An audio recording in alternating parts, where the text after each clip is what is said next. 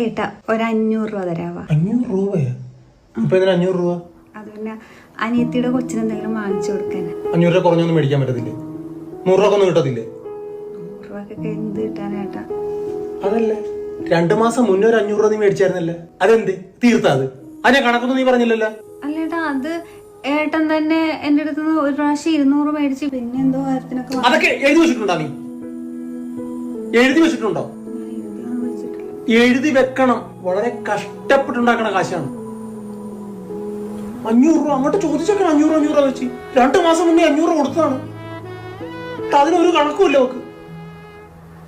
എന്നാ പിന്നെ ഞാൻ ജോലിക്കും പോകാനുള്ളൊരു കോപ്പിനും പോണില്ല.